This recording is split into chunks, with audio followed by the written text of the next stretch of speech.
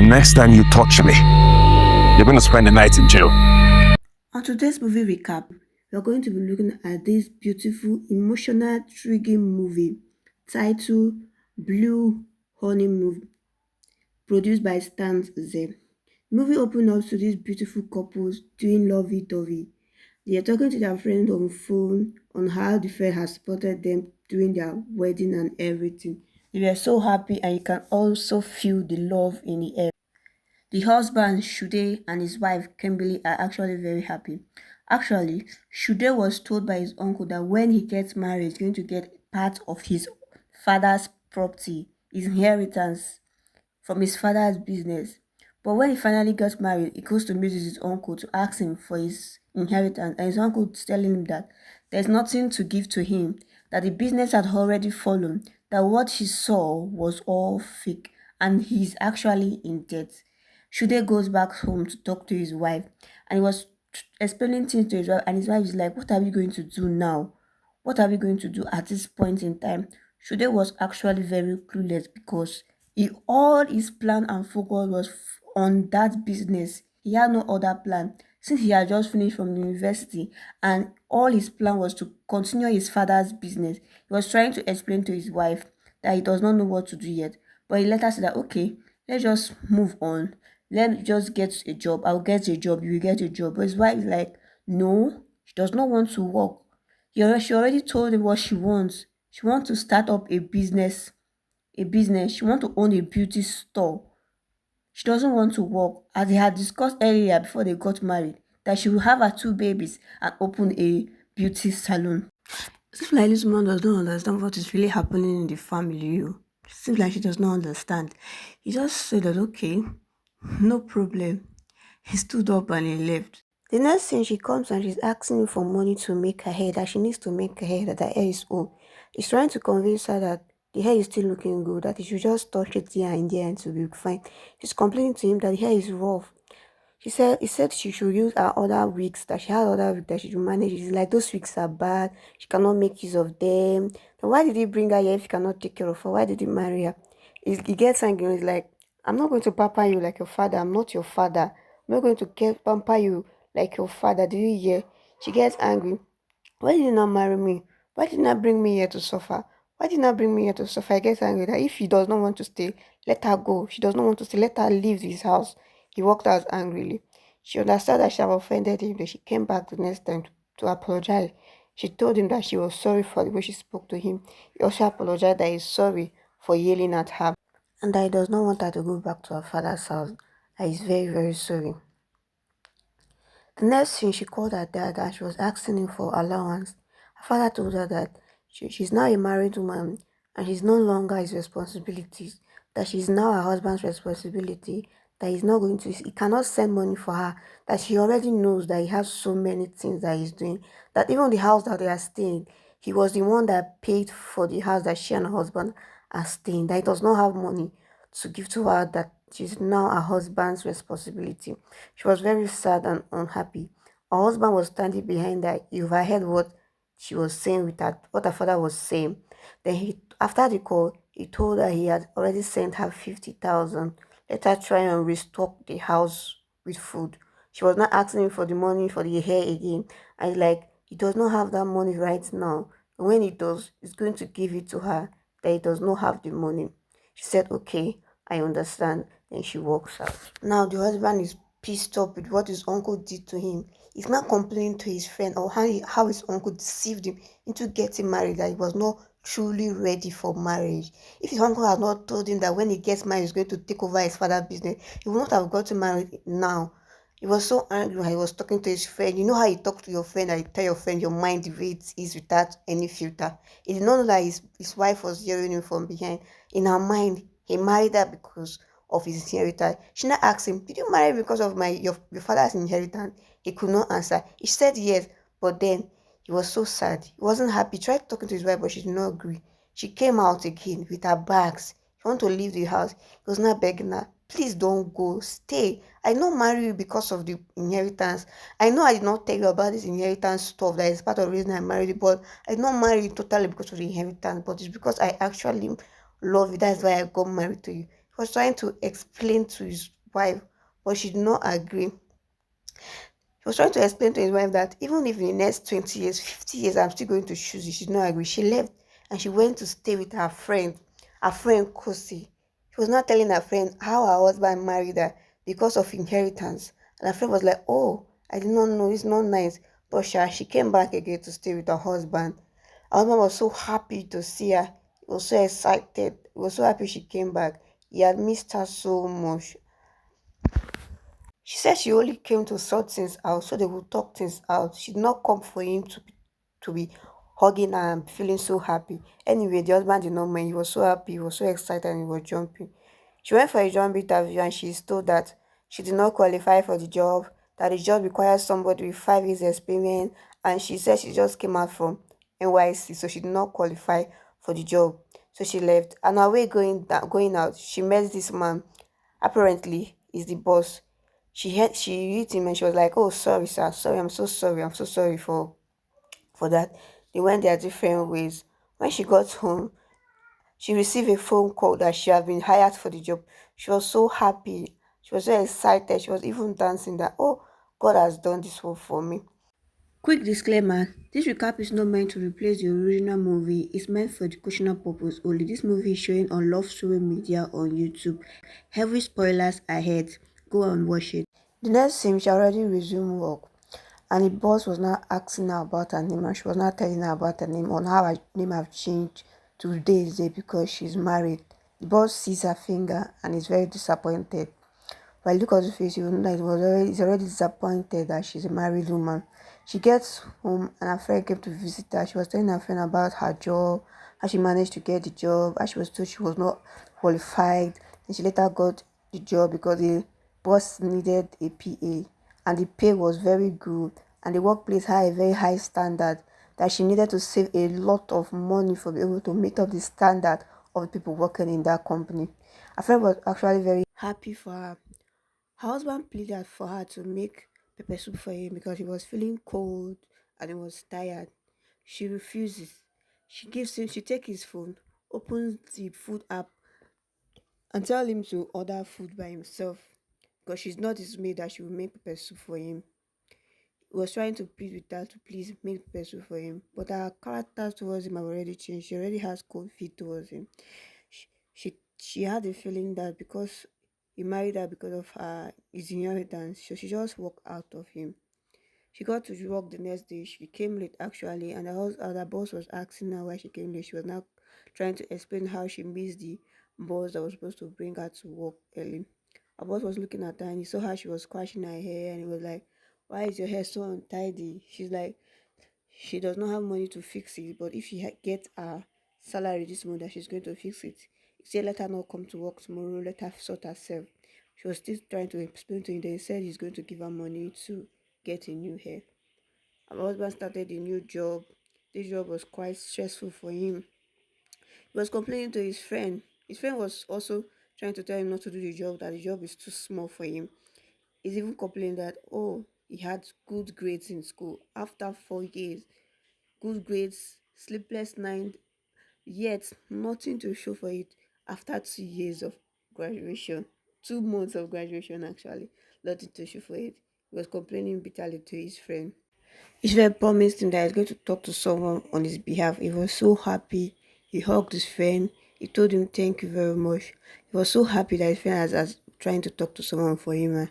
So he can get a better job instead of going and standing on the sun and sharing flyers to get 5,000 naira per person is registered. The next scene, her boss noticed that she have put on the new hair he bought for her. He complimented her, saying that she looked beautiful. She told him thank you for the hair and thank him for everything. He said there's no problem, that she deserves everything good and that she should not allow any man make her feel less of herself. He also told her to go and get Chinese for himself and for her. She wanted to say no, but he insisted that she gets it for himself and herself. The next day, next thing, they seem to have closed late and he does not want her to use the public bus. He explained to her, pleading with her to use a cab, offering to pay for the cab instead of her to use a public bus. In his words, she's a woman and a woman is not supposed to make use of a public bus by this time of the night. She realizes they were out of power. She confronted her husband, asking her why were they out of power when every other person has power. He said he does not have money to pay. And he's like, you are working. And he's like, you are working too. So you want me to pay with my money? He said he does not have money to pay. And all his money, the money he makes from his work is so small that after paying for transport and feeding, he has not have nothing left. She said she's not going to pay for it.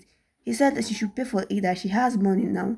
You can see how she looks. Look at her hair. Look at how she's taking cab to and fro to work. That she has money. She said she's not going to pay for anything. That she's not going to be the one to provide for the family.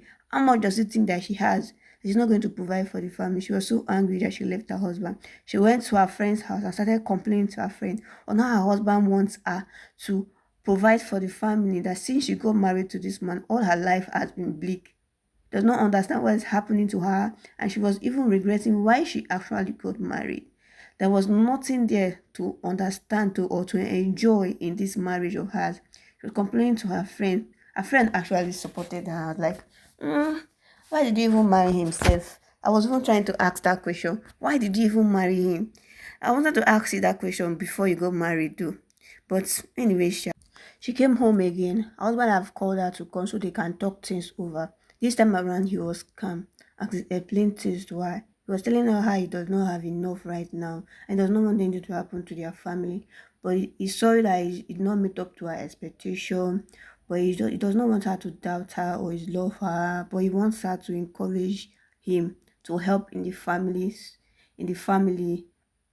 pay the bills for now and everything, that when he gets on his feet, he's going to support her, he's going to pay everything back. But she refused. She said she's not going to do any of that and she's not going to come and suffer in marriage. Her boss praises her on how she's good with her job. He was trying to compliment her, flatter her also. She was so excited. She was smiling and shining her teeth. Then he said, you have to, what is he going to use to reward her? She's like, I don't need any reward.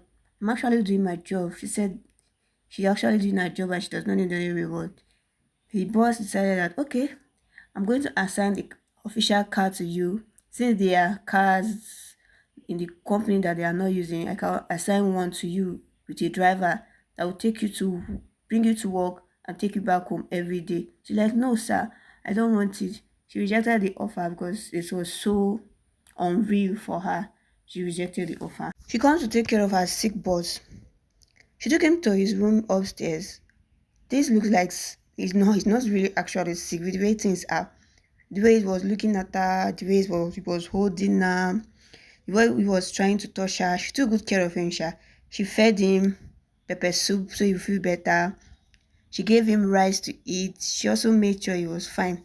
At some point, he was still telling her to go home. I know all those go home is like static to make her feel like she's safe with him and all that though. Her husband came to look for her in her workplace.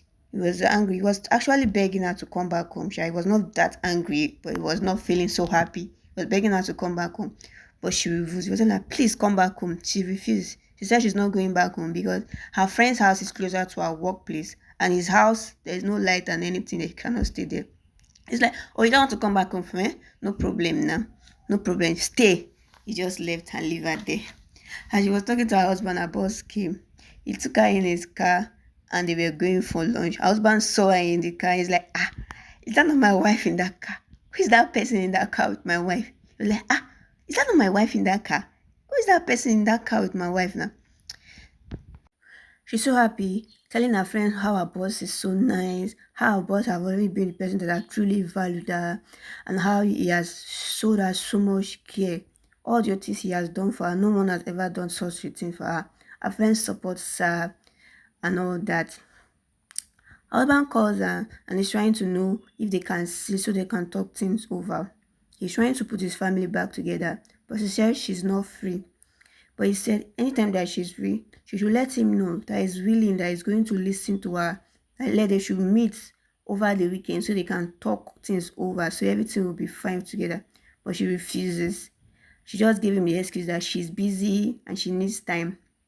The next day at work, her boss meets her and he was telling her that what do she have any plan for the weekend? She said no, that she does not have any plan for the weekend.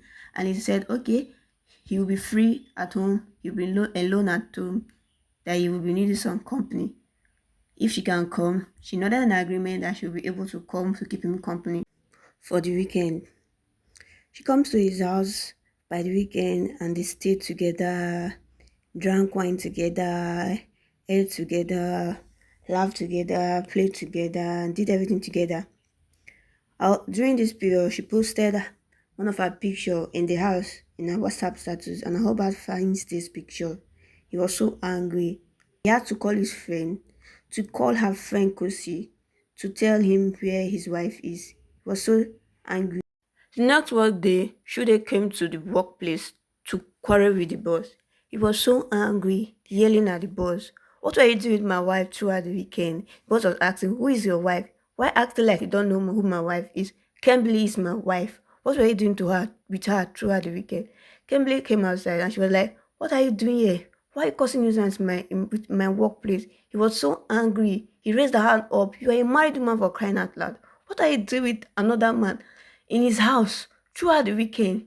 She was just shouting at her husband. He was so angry. He pushed the boss, telling the boss to stand there, that he was not done talking to him.